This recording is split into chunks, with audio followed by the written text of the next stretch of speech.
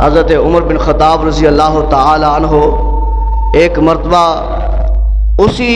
پتھر کو مخاطب ہو کر فرماتے ہیں کہ اے حجر اسود تو ہے پتھر، میں تجھے اس لیے نہیں چوم رہا کہ تو جنت سے آیا ہے، تجھے میں اس لیے چوم رہا ہوں کہ تجھے میرے محبوب محمد نے چوما ہے، میرے محبوب محمد نے چوما ہے، میں محبوب محمد کی ادا کو ادا کر رہا ہوں۔ تو پھر کسی نے اسی حجر اسود سے اپنے ذوق والے انداز میں کہا کہ اے حجر اسود بتا تو صحیح، تیرا رنگ کالا ہے،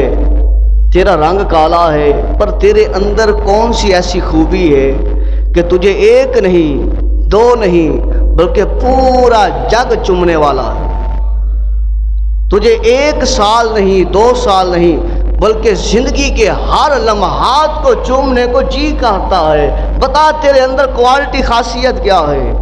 تو حجر اسود نے پھر اس شاعری انداز میں کہا ہے، حجر اسود نے کہ میرا رنگ بھی سب تو کالا ہے، میرا رنگ بھی سب تو کالا ہے،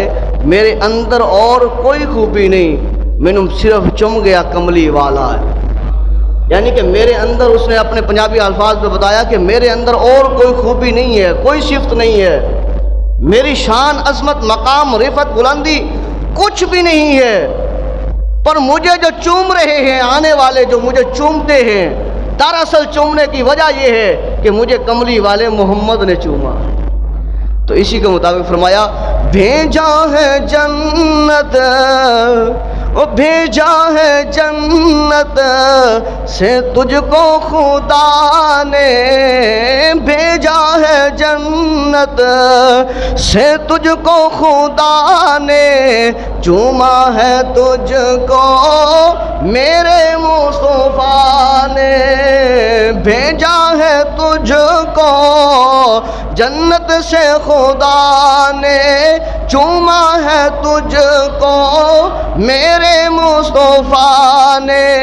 اے حجر اسود تیرا مقدر، اے حجر اسود تیرا مقدر، اللہ اکبر اللہ اکبر۔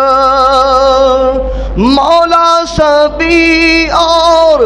کیا چاہتے ہیں، مولا سبھی اور کیا چاہتے ہیں، بس مغفرت کی عطا چاہتے